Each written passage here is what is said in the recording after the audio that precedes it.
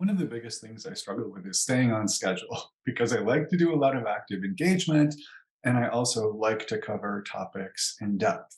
And as a result, it's a tricky balancing act to try to stay roughly on my tentative schedule from my syllabus and also have classes that I feel are deeply engaging, et cetera.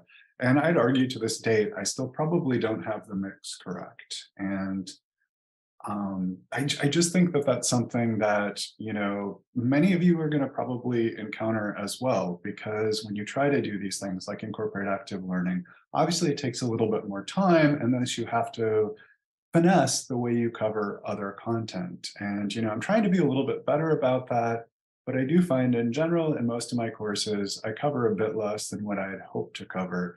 But I'm trying to be a little bit more strategic and recognizing certain things that I do because I just feel like one should do it. There are certain derivations that I just feel compelled to do. And when I think about it, if it's really not that helpful for students, and they can just read about it somewhere else, or I could post a video on it, I'm starting to make that decision.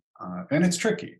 It's definitely tricky in some cases because I have learning assistants in some of my upper division courses as well. I've actually asked them, and it's very funny because sometimes they'll look at their own notes for the class and they'll say, yeah, I didn't write much down about that. And that's a good sign that maybe you shouldn't include it. But still, that's something I'm struggling with to this day. And I'm sure everyone's going to experience that to some extent as you start trying to teach courses that, pull in active learning and make you really excited to have students engaged.